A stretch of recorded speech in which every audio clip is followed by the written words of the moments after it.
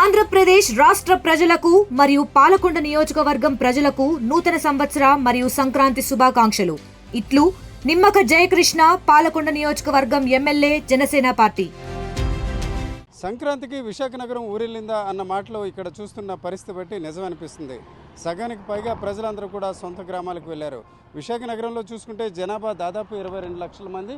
అయితే అత్యధిక శాతం మంది వేరువేరు ప్రాంతాల నుంచి ఉపాధి అవకాశాల రీత్యా వచ్చే పరిస్థితి ఉంటుంది.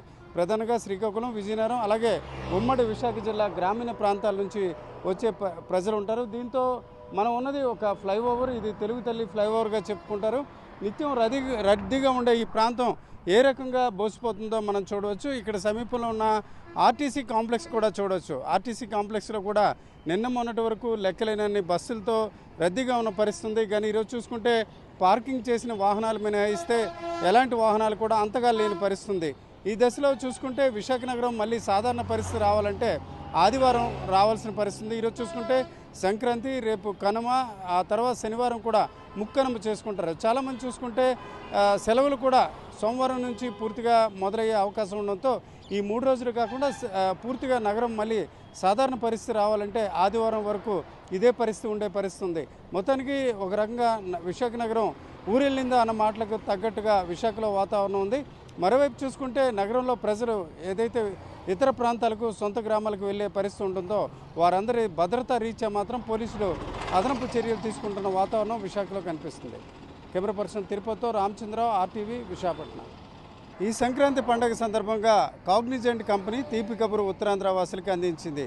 కాగ్నిజెంట్ వాస్తవానికి కాపులపాడులో శాశ్వత కంపెనీ ఏర్పాటు చేయాలని ఆ క్యాంపస్ నిర్మాణానికి ఇప్పటికే శ్రీకారం చుట్టింది. అయితే అంతకుముందే కొంతవరకు పనులు కొనసాగించాలన్న ఉద్దేశంతో ఈరోజు చూసుకుంటే ఐటీ సెజ్లో మహతి టవర్స్ వద్ద తన లొకేషన్లో ఈ నెల 26వ తేదీ నుంచి తాత్కాలికంగా కాగ్నిజెంట్ తన సేవలను ప్రారంభిస్తుంది.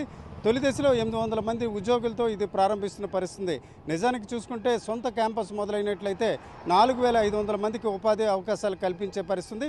అయితే వేరువేరు ప్రాంతాల్లో ఎవరైతే ఉన్నారో వారందరికీ కూడా లోకల్ బేసిస్గా వారందరికీ కూడా ఇక్కడ ఉపాధి అవకాశాలు కల్పించాలని కాగ్నిజెంట్ యాజమాన్యం నిర్ణయించింది.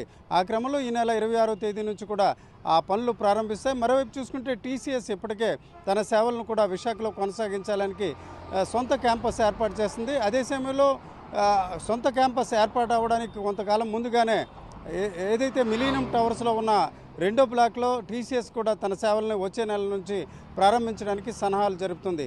ఏదేమిటికి ఉత్తరాంధ్ర ప్రజలు ఉపాధి రీత్యా వేరువేరు ప్రాంతాలకు గతంలో వెళ్ళిన పరిస్థితి నుంచి ఈరోజు TCS అలాగే కాగ్నిజెంట్తో పాటు ఇతర కంపెనీలు రావడం ఒక రకంగా ఐటీ పరంగా శిక్షణ పొందిన ఎంతోమంది నిరుద్యోగులకి, అలాగే ఉపాధి అవకాశాల కోసం ఎదురు చూస్తున్న వర్గాలకు కూడా ఒక రకంగా సంక్రాంతికి తీపి కబురు అందిందని మనం చెప్పుకోవచ్చు.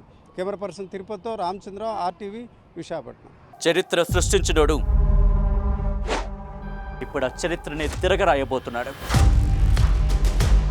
అబద్ధాల గోడల్ని బద్దలు కొట్టి నిజాలను రాగా మీ ముందుంచబోతున్నాడు. నిజమైన వార్తల కోసం వెంటనే డౌన్లోడ్ చేసుకోండి రా యాప్ని.